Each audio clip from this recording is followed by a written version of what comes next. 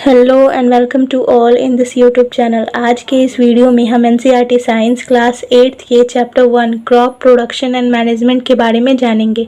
अगर आप पहली बार मेरे इस वीडियो को देख रहे हैं तो सबसे पहले मेरे इस चैनल को सब्सक्राइब कर दीजिए और अपने दोस्तों के साथ भी इसे शेयर कीजिए। तो चलिए हम देखते हैं कि इस चैप्टर में क्या बताया गया है। जैसा कि हम सभी जानते हैं कि जितने भी ऑर्गेनिज्म हैं सभी को फूड की ज़रूरत होती है और हम टोटली फूड पे किस पे डिपेंड है, प्लांट्स पे ही। और प्लांट्स भी जो है वो अपना फूड किस तरह बनाते हैं, तो हमने प्रीवियस वीडियोस में जाना था कि प्लांट्स में फोटोसिंथेसिस का प्रोसेस होता है जिसके थ्रू वो अपने फूड बनाते हैं। तो ये सारे जो फूड हैं जो हमें प्लांट से मिलते हैं या एनिमल से मिलते हैं, तो वो फूड हमें क्या करते हैं, तो वो फूड हमें एनर्जी देते हैं। देखिए इसमें क्या बताया गया है। We know that energy from the food is utilised by organism for carrying out their various body functions. हम जानते हैं कि हम जो एनर्जी गेन करते हैं फूड से, जो एनर्जी हमें मिलता है या जितने भी ऑर्गेनिज्म हैं वो जो एनर्जी गेन करते हैं उसे वो जितने भी उनके बॉडी में फंक्शंस होते हैं तो उस एनर्जी का यूज उन सारे फंक्शंस को करने के लिए करते हैं। जैसे कि देखिए, अगर आपके बॉडी में डाइजेशन होता है, रेस्पिरेशन होता है, एक्सक्रेशन होता है, तो उसमें जो भी एनर्जी हमारे बॉडी में स्टोर रहती है तो वो सारी एनर्जी इन सारे प्रोसेस में लग जाती है। We get our food from plants and animals और बोथ। हम अपना फूड प्लांट से, एनिमल से और इन दोनों से ही, यानी हम जो अपना फूड गेन करते हैं वो किससे गेन करते हैं, प्लांट से और एनिमल से। प्लांट से ही हमें वीट, राइस और वेजिटेबल्स, फ्रूट्स, ये सब तो हमें प्लांट से ही मिलता है। और एनिमल से जैसे कि चिकन, मीट, एग, मिल्क, तो ये सारे एनिमल से हमें प्रोवाइड होते हैं। तो इस तरह प्लांट्स और एनिमल्स दोनों ही हमें फूड देते हैं। When plants of the same kind are cultivated at one place on a large scale, it is called a crop. जब किसी भी प्लांट्स को, एक ही जैसे प्लांट को कल्टीवेट किया जाता है किसी एक प्लेस पे और वो भी बहुत सारे प्लांट्स एक ही जगह पे लगाए जाते हैं, तो इसे ही हम क्या कहते हैं, इसे ही हम क्रॉप कहते हैं। जैसे कि सीरियल्स, वेजिटेबल्स एंड फ्रूट्स। तो ये अगर क्रॉप आपसे पूछा जाए कि क्रॉप किसे कहते हैं, तो जब किसी भी प्लांट्स को, सेम प्लांट्स को अगर एक जगह, एक प्लेस पे लार्ज स्केल में उसे कल्टीवेट किया जाता है तो उसे हम क्रॉप कहते हैं। In India, crops can be broadly categorized into two types based on seasons, kharif and rabi. हमारे इंडिया में क्रॉप्स यानी फसल को ब्रॉडली दो तरीके से कैटेगराइज्ड किया जाता है। हमारे अकॉर्डिंग टू सीजन हम क्रॉप्स को टू टाइप्स के बेस्ड पे कैटेगराइज्ड करते हैं। एक होता है खरीफ और दूसरा कहा जाता है रबी। देखिए, क्रॉप्स है तो उसे कितने टाइप्स में कैटेगराइज्ड किया जाता है, दो टाइप्स में। एक होता है खरीफ क्रॉप्स और दूसरा होता है रबी क्रॉप्स। तो हम समझ लेते हैं कि खरीफ क्रॉप किसे कहते हैं। तो the crops which are sown in the rainy season are called kharif crops. Means वैसा क्रॉप यानी वैसी फसल जिसे रेनी सीजन में लगाया जाता है उसे हम खरीफ क्रॉप्स कहते हैं, खरीफ फसल कहते हैं। और इसकी जो खेती है वो जून से लेकर सितंबर महीने तक की जाती है। जैसे कि पैडी यानी धान, माइज यानी मक्का, सोयाबीन, ग्राउंडनट और कॉटन, ये सारे कौन से क्रॉप्स हैं, खरीफ क्रॉप्स हैं। अब नेक्स्ट समझ लेते हैं हम रबी क्रॉप्स को। The crops grown in the winter season. Means वैसे क्रॉप्स, वैसा फसल जिसे विंटर सीजन में ग्रो किया जाता है उसे हम रबी क्रॉप्स कहते हैं। विंटर सीजन में हम किस मंथ से किस मंथ तक इसे ग्रो करेंगे, तो इसका मंथ होता है अक्टूबर टू मार्च। फॉर एग्जाम्पल देखिए, आप रबी क्रॉप्स के कुछ एग्जाम्पल्स भी दिए गए हैं, जैसे wheat, gram, P, mustard and linseed. ये सारे क्या है, ये सारे रबी क्रॉप है। तो इस तरह हमने जाना कि जो खरीफ क्रॉप्स होते हैं उसे रेनी सीजन में ग्रो किया जाता है और जो रबी क्रॉप्स होते हैं उसे विंटर सीजन में क्रॉप किया जाता है। और रेनी सीजन का जो मंथ्स होता है वो कब से कब तक, जो खरीफ क्रॉप्स होता है उसका मंथ्स होता है उसे ग्रो करने का जून टू सितंबर, और जो रबी क्रॉप होता है उसका मंथ होता है अक्टूबर टू मार्च।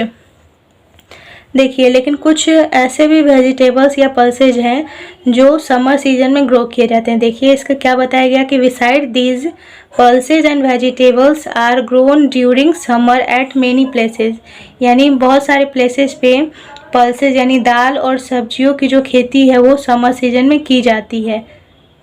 नेक्स्ट देखिए, हम समझते हैं एग्रीकल्चर प्रैक्टिसेस। हम जो ये हमारा जो फसल है, ये जो क्रॉप हम ग्रो करते हैं, तो वो उसके कुछ स्टेप्स होते हैं कि किस तरह क्रॉप को ग्रो किया जाता है, और जितने भी एग्रीकल्चर है उसके क्या क्या प्रैक्टिसेज हैं, किस तरह सारे प्रोसेस जो एग्रीकल्चर में होते हैं वो किस तरह होते हैं, तो समझते हैं। तो उसके कुछ प्रोसेस हैं। देखिए, पहला होता है प्रिपरेशन ऑफ सॉइल। जब भी हम किसी फसल को लगाते हैं तो सबसे पहले हम सॉइल को प्रिपेयर करते हैं कि उस फसल को वहाँ रोपने लायक पहले उस मिट्टी को उस तरह का बनाते हैं। फिर नेक्स्ट स्टेप आता है सोइंग, यानी फसल की बुआई की जाती है। फिर नेक्स्ट स्टेप होता है एडिंग मैन्योर्स एंड फर्टिलाइजर्स। उसके बाद उस सॉइल में मैन्योर्स और फर्टिलाइजर्स को ऐड किया जाता है, यानी वहाँ जो हम फसल लगाते हैं उसमें खाद और फर्टिलाइजर्स डाले जाते हैं।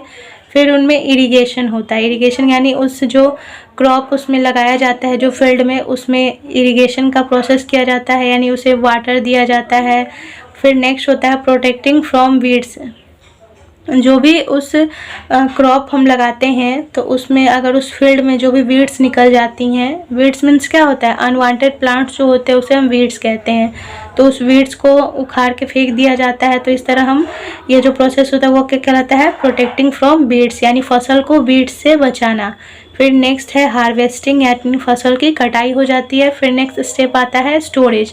जब फसल की कटाई हो जाती है, हार्वेस्टिंग हो जाता है, तो उसके बाद हम उस फसल को किस तरह स्टोर करते हैं। तो इस तरह ये जो एग्रीकल्चरल प्रैक्टिसेज हैं वो इतने सारे स्टेप्स में कंप्लीट होता है। कितने स्टेप्स हो गए, 1 2 3 4 5 6 7 7 स्टेप्स में एग्रीकल्चर प्रैक्टिसेस कंप्लीट होते हैं।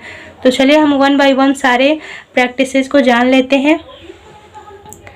देखिए, फर्स्ट स्टेप में क्या बताया गया कि one of the most important task in agriculture is to turn the soil and loosen it. सबसे मोस्ट इम्पॉर्टेंट टास्क क्या होता है एग्रीकल्चर में, कि सॉइल को टर्न करना, यानी सॉइल को उलट फेर करना उसमें, क्योंकि मिट्टी एक जगह, अगर मिट्टी एक ही लेवल में रहेगी तो वो उसका जो फर्टिलिटी होता है वो भी कमज़ोर हो जाता है, और साथ ही मिट्टी जो है वो पूरी टाइट हो जाती है। इसलिए मिट्टी को टर्न किया जाता है, तो मिट्टी को लूज़ किया जाता है।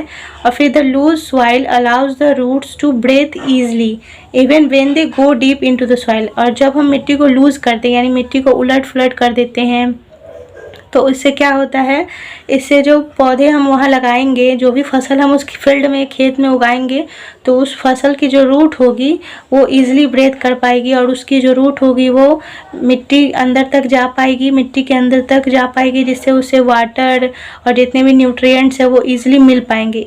तो इस तरह मिट्टी को सॉइल का प्रिपरेशन किया जाता है, यानी सॉइल को टर्न किया जाता है, उसे लूज किया जाता है। The loosened soil helps in the growth of earthworms and microbes present in the soil.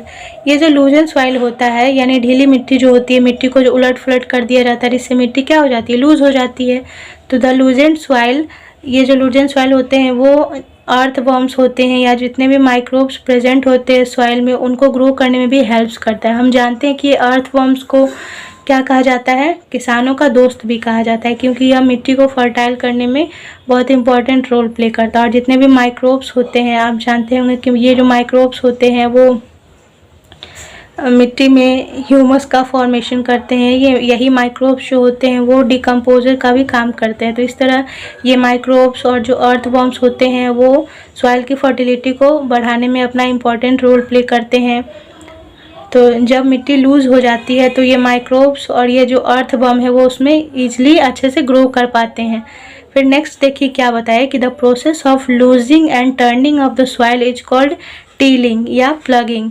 मतलब वैसा प्रोसेस जिसके थ्रू सॉइल को लूज़ किया जाता है, उसे टर्न किया जाता है, तो ये प्रोसेस टीलिंग या इसे हम प्लगिंग भी कहते हैं। Big clumps of soil are called crumbs. जो हम देखते होंगे कि जब खेतों की सफाई की जाती है, जब मिट्टी को पलटा जाता है, उसे लूज़ किया जाता है, टर्न किया जाता है, तो बड़े बड़े ढेले जैसे मिट्टी कहीं कहीं हमें दिखते हैं। तो जैसे ही हम बिग क्लम्स जो हमें दिखते हैं, यानी बड़ा बड़ा जो मिट्टी का ढेला दिखता है, उसे हम क्रम्स के नाम से जानते हैं।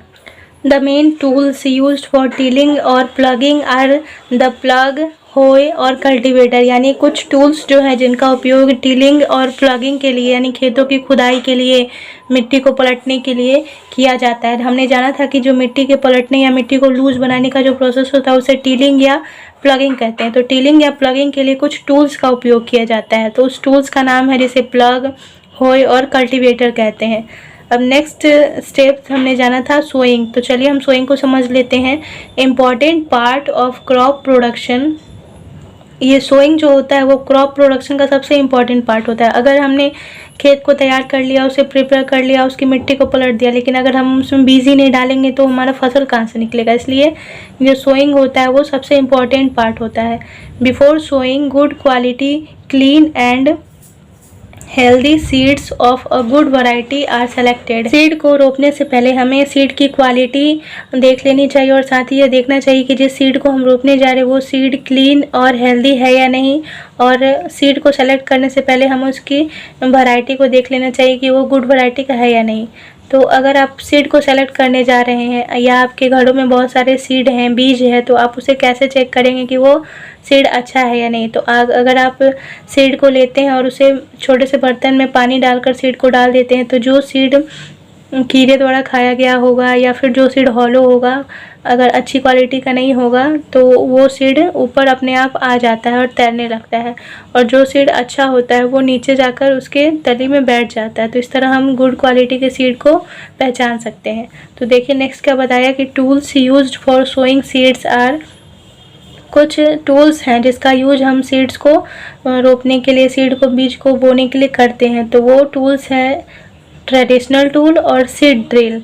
तो उस टूल्स को क्या कर, एक टूल है ट्रेडिशनल टूल जो आप देखते होंगे कि बैलगाड़ी में जो लकड़ी की गाड़ी लगी होती है, बैल के पीछे जो फंसाया होता है, तो उसके थ्रू धीरे धीरे वहाँ की मिट्टी, ज़मीन पर की मिट्टी हटाई जाती है और बीज को नीचे रोपा जाता है। और नेक्स्ट बताया गया कि सीड ड्रिल, ये जो सीड ड्रिल होता है इसमें एक ड्रिल जैसा बना होता है और उस ड्रिल में ही बहुत सारे बीज को एक बार में डाल दिया जाता है, और वो जो सीड ड्रिल है वो अपने आप कुछ डिस्टेंस पे एक एक करके सीड को डालते जाता है और साथ ही मिट्टी से ढकते भी जाता है। तो इस तरह हमें सीड जो हम लगाते हैं सीड ड्रिल से, वो सीड थोड़ी डिस्टेंस पे भी होती है और उससे क्या होता है कि एक बार में एक जगह बहुत सारे पौधे नहीं निकलते हैं। तो इस तरह पौधे को भी जो हम फसल लगाते हैं वो भी अच्छे से निकल पाता है सीड ड्रिल की वजह से, और जो खेतों में फसल होती है और जो बीज होते हैं वो भी, उन्हें पानी भी अच्छे से मिल पाता है।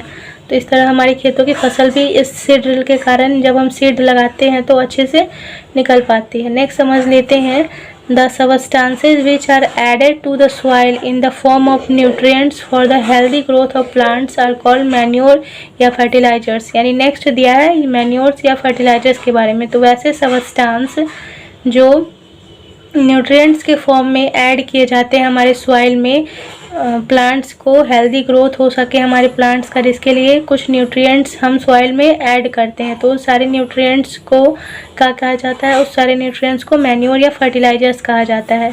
ये मैन्योर्स जो होते हैं वो मैन्योर्स नेचुरली बनाए जाते हैं, और जो फर्टिलाइजर्स होता है वो केमिकली हमें मार्केट से मिलते हैं। तो अगर आप हो सके तो ज़्यादातर मैन्योर्स पे ही हमें ध्यान देना चाहिए, और जितना हो सके हमें नेचुरल मैन्योर्स का ही यूज करना चाहिए। These nutrients are essential for the growth of plants। ये जो न्यूट्रिएंट्स हैं ये हमारे प्लांट्स के ग्रोथ के लिए बहुत ही ज़्यादा इसेंशियल होते हैं। The decomposed matter is used for organic manure। जो हम ऑर्गेनिक मैन्योर बनाते हैं तो उसके लिए जो डिकम्पोज्ड मैटर होता है उसे यूज किया जाता है। जैसे आप देखते होंगे जो भी हमारे घरों से जो वेजिटेबल का वेस्ट निकलता है या फिर जो एनिमल्स डेड कर जाते हैं, तो उन सारे एनिमल्स को या वेजिटेबल्स, फ्रूट्स के जो वेस्ट निकलते हैं, उनके जो छिलके होते हैं, उन सारे को कुछ जो माइक्रो ऑर्गेनिज्म होते हैं उन सारे को डिकम्पोज कर देते हैं और उसे डिकम्पोज करके ऑर्गेनिक मैन्योर के रूप में कन्वर्ट कर देते हैं। तो इस तरह हमें ऑर्गेनिक मैन्योर प्राप्त होता है और इसी मैन्योर का यूज करना चाहिए हमें अपने खेतों में, जिससे हमें हमारी जो फसल है वो फसल अच्छी हो।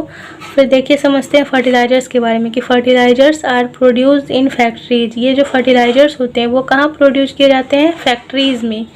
सम examples of fertilisers are urea, ammonium sulphate, sulphur, super phosphate, potash, nitrogen, phosphorus और पोटेशियम। तो इस तरह कुछ फर्टिलाइजर्स के नाम बताए गए हैं। Fertilisers man made inorganic salt होता है, और जबकि जो मैन्योर्स होते हैं वो नेचुरलिंग सबस्टांस होते हैं, और ये नेचुरल सबस्टांस से ही बनाए जाते हैं। जैसे गाय का जो डंग हो यानी गोबर, या फिर प्लांट्स से जितने भी वेस्ट निकलते हैं उन सब से ये मैन्योर तैयार किए जाते हैं। हमने जाना कि फर्टिलाइजर्स जो होते हैं वो फैक्ट्रीज़ में प्रिपेयर किए जाते हैं, जबकि जो मैन्योर्स होते हैं उसे हम फील्ड में प्रिपेयर करते हैं। और फर्टिलाइजर्स जो होते हैं वो हमें ह्यूमस, हमारे सॉइल को ह्यूमस नहीं प्रोवाइड करते हैं, जबकि जो मैन्योर्स होते हैं वो अलॉट में यानी बहुत ज़्यादा मात्रा में हमारे सॉइल को ह्यूमस प्रोवाइड करते हैं। तो इस तरह हमने जाना कि फर्टिलाइजर्स और मैन्योर्स में कुछ डिफरेंसेस भी हैं। नेक्स्ट हम समझते हैं क्रॉप रोटेशन को। तो crop rotation can be done by growing different crops alternately. Crop rotation किसे कहते हैं? तो जब हम अपने फील्ड में डिफरेंट टाइप्स के क्रॉप्स को बदल बदल के लगाते रहते हैं, यानी एक सीज़न में हमने अगर वीट लगाया और दूसरे सीज़न में हमने अगर पल्सेस लगा दिए, तो इस तरह जब क्रॉप को अल्टरनेटली रूप से लगाया जाता है, फसल की अल्टरनेटली बुआई की जाती है, तो उसे ही हम क्रॉप रोटेशन कहते हैं। जैसे अगर आपने एक सीज़न में लेग्यूम्स लगाया यानी लेग्यूमिनस प्लांट्स को लगाया जैसे पल्सेज, और दूसरे सीज़न में वीट लगाया, तो इस तरह जो है वो हमारे सॉइल की फर्टिलिटी भी बनी रहेगी और हमें डिफरेंट टाइप्स के क्रॉप्स भी मिलते रहेंगे। नेक्स्ट देखिए क्या बताया है कि rhizobium bacteria are present in the nodules of root of leguminous plants. जो लेग्यूमिनस प्लांट्स होते हैं यानी जो दलहन पौधे होती हैं, जिस पौधे से हमें दाल मिलता है, उसे हम लेग्यूमिनस प्लांट्स कहते हैं। तो जो लेग्यूमिनस प्लांट्स होते हैं उसके रूट्स में जो नोड्यूल्स होते हैं उस पर राइजोबियम बैक्टीरिया प्रेजेंट होते हैं। वो क्या करते हैं, वो दे फिक्स एटमॉस्फेरिक नाइट्रोजन। वो जो हमारे एटमॉस्फेयर में नाइट्रोजन होता है उस नाइट्रोजन का यूज वो हमारे सॉइल को फर्टाइल करने में करते हैं। तो इस तरह ये जो राइजोबियम बैक्टीरिया है वो हमारे लिए बहुत ही हेल्पफुल होता है। और ये राइजोबियम बैक्टीरिया कहाँ मिलता है? तो जितने भी लेग्यूमिनस प्लांट्स होती हैं उसके रूट में जो नोड्यूल होते हैं उसी नोड्यूल्स में ये राइजोबियम बैक्टीरिया रहते हैं। अब कुछ मैन्योर्स जो होते हैं यानी नेचुरल सबस्टांस से जो तैयार किए जाते हैं उसे हम मैन्योर्स बोलते हैं। तो ये जो मैन्योर्स होते हैं उसके कुछ एडवांटेज दिए गए हैं, तो चलिए हम उसके कुछ एडवांटेज को भी समझ लेते हैं। उसके क्या एडवांटेज हैं कि it enhance the water holding capacity of the soil. ये जो मैन्योर होते हैं वो हमारी सॉइल की वाटर होल्डिंग कैपेसिटी को इन्हेंस करता है यानी बढ़ाता है। It makes the soil porous due to which exchange of gases become easy. ये जो मैन्योर्स होते हैं वो हमारे सॉइल को पोरस करता है यानी सॉइल में जो छिद्र होते हैं उस छिद्र को खोलता है, जिसके कारण जो हमारे सॉइल में गैसेज हैं उस गैसेज का इजीली एक्सचेंज हो पाता है, जिसके थ्रू जितने भी सॉइल्स में माइक्रो ऑर्गेनिज्म हैं या फिर जो हमारा रूट्स है उसमें इजीली गैसेज का एक्सचेंज पॉसिबल हो पाता है। फिर नेक्स्ट क्या बताया कि it increase the number of friendly microbes and also improve the texture of the soil. ये जो मैन्योर्स होते हैं उसके कारण जो हमारे सॉइल में बहुत सारे माइक्रोब्स जो प्रेजेंट होते हैं वो माइक्रोब्स के नंबर्स को भी बढ़ाता है, क्योंकि सॉइल की फर्टिलिटी रहेगी, ज़्यादा बढ़ी हुई रहेगी, जिसके कारण सॉइल में जो माइक्रो ऑर्गेनिज्म है वो भी ज़्यादा रहेंगे। क्योंकि ये मैन्योर्स किससे तैयार किए जाते हैं? हम जानते हैं कि इस मैन्योर्स को तैयार किया जाता है, जितने भी माइक्रोब्स होते हैं वो माइक्रोब्स अपना इम्पॉर्टेंट रोल प्ले करते हैं इस मैन्योर्स को तैयार करने में। तो इस तरह अगर हम जो एडवांटेज है इसका मैन्योर्स का, तो उसके थ्रू हमने जाना कि जो माइक्रोब्स है उसके नंबर तो बढ़ेंगे ही, साथ साथ जो सॉइल का टेक्सचर होता है वो हमारे सॉइल के, ये जो मैन्योर्स है हमारे सॉइल के टेक्सचर को भी इम्प्रूव करता है। नेक्स्ट देखिए फोर्थ स्टेप क्या बताया है कि the supply of water to crops at regular intervals is called irrigation. अब हम इरिगेशन के बारे में समझ लेते हैं। ये सारा हम क्या पढ़ रहे हैं? एग्रीकल्चर प्रैक्टिसेस जान रहे हैं हम लोग कि हम जो एग्रीकल्चर यानी किसी भी फसल को लगाते हैं तो उस फसल को किन किन स्टेप से होकर गुजरना पड़ता है तब हमारा फसल पूरी तरह तैयार हो पाता है। नेक्स्ट तो हमारा ये जो स्टेप है वो है इरिगेशन, जिसे हम क्या कहते हैं? सिंचाई। यानी जो हम पेड़ पौधों में फसलों में पानी देते हैं उसे ही हम इरिगेशन के नाम से जानते हैं। तो the supply of water to crops at regular intervals पे जो पेड़ पौधों में वाटर की सप्लाई की जाती है उसे हम इरिगेशन कहते हैं। सोर्सेस ऑफ इरिगेशन यानी इरिगेशन के क्या क्या सोर्स हैं। The sources of water for irrigation are wells, tubewells, ponds, lakes, rivers, dams and canals.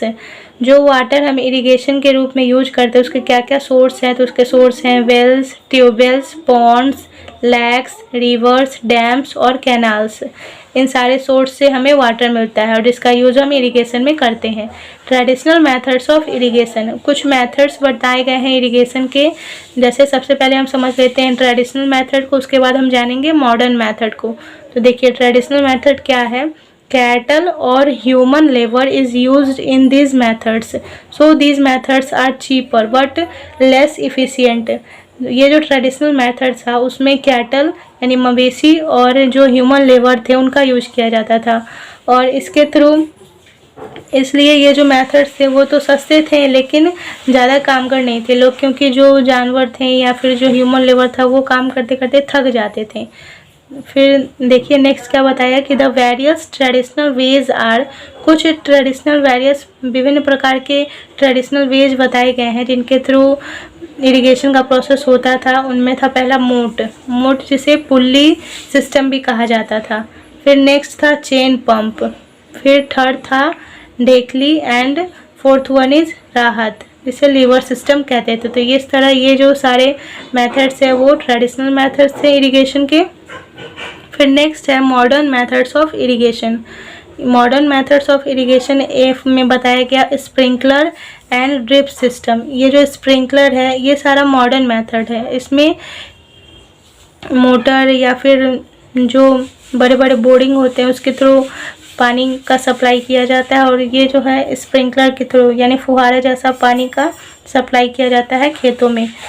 और ये नेक्स्ट है ड्रिप सिस्टम। तो ड्रिप सिस्टम इसमें बहुत सारे पाइप्स लगाए होते हैं और ये जो पाइप्स है वो डायरेक्ट प्लांट्स के रूट में जाके इनका पाइप का ओपन किया जाता है उसे और ये धीरे धीरे ड्रॉप करके इसके रूट में वाटर का सप्लाई करते हैं। तो इस तरह से ड्रिप सिस्टम कहा जाता है।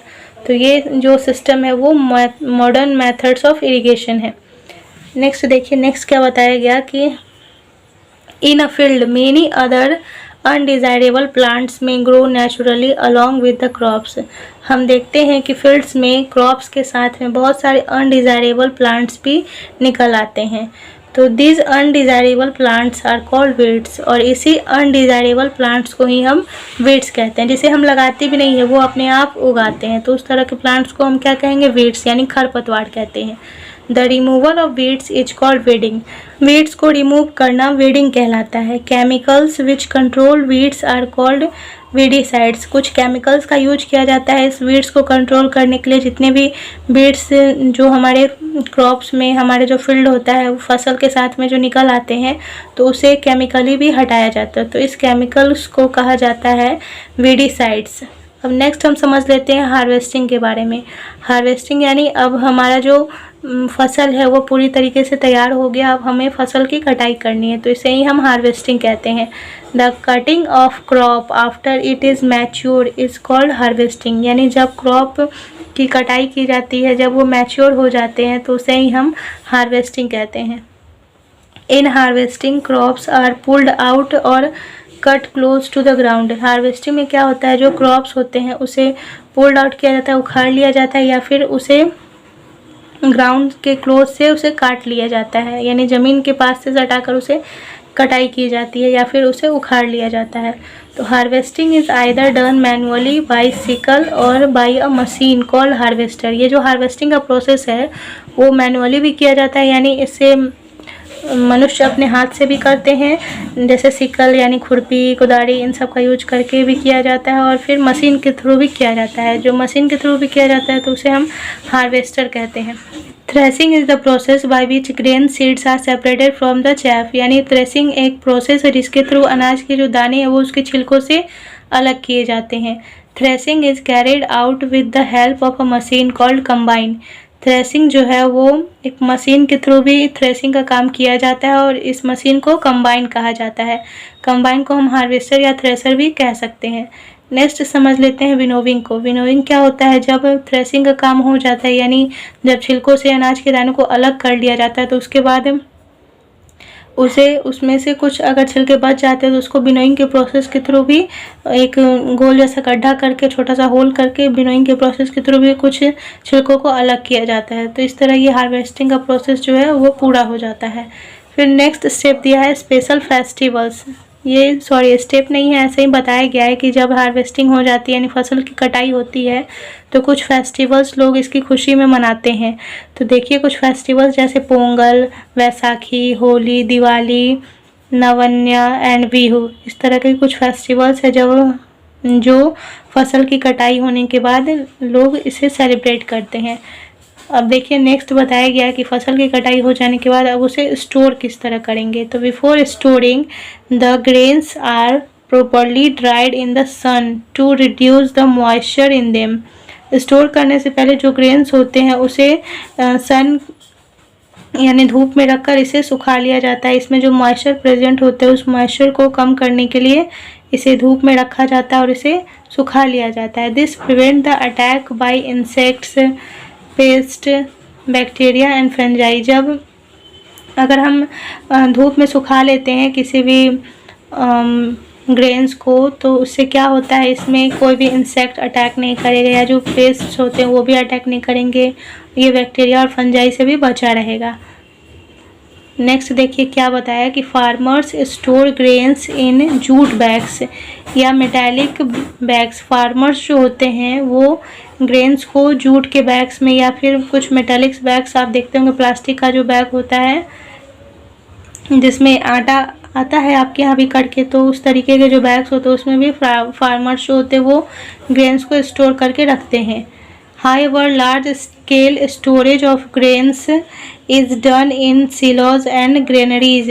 और लार्ज स्केल में जो स्टोर किया जाता है ग्रेन्स को वो सिलोज में या ग्रेनरीज में इसे स्टोर किया जाता है। To protect them from pest like rats and insects. इसे रैट्स से और इंसेक्ट्स से बचाने के लिए सिलोज में या ग्रेनरीज में स्टोर किया जाता है।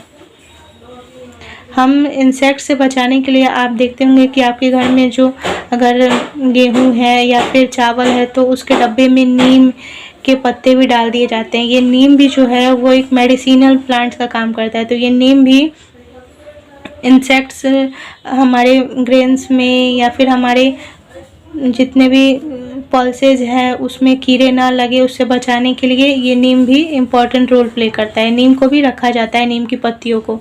कुछ केमिकल्स भी आते हैं, इस केमिकल्स का भी यूज किया जाता है। जब हम ग्रेन्स को स्टोर करते हैं तो इस केमिकल का भी यूज उसमें किया जाता है। देखिए कुछ पॉइंट्स हैं, उन्हें भी हम समझ लेते हैं। Food is also obtain from animals for which animals are reared, this is called animal husbandry. Food animal से भी हमें प्राप्त होते हैं जिसके लिए एनिमल्स को क्या किया जाता है, पाला जाता है। जैसे आप देखते होंगे हेन्स को या डक को या फिर गोट को, काउज को। तो इस तरह बहुत सारे एनिमल्स को रेयर किया जाता है, पाला जाता है और इसे ही हम एनिमल हस्बेंड्री कहते हैं। Fish is good for health, fish हमारे लिए हेल्थ के लिए अच्छा होता है। We get cod liver oil from fish which is rich in vitamin D.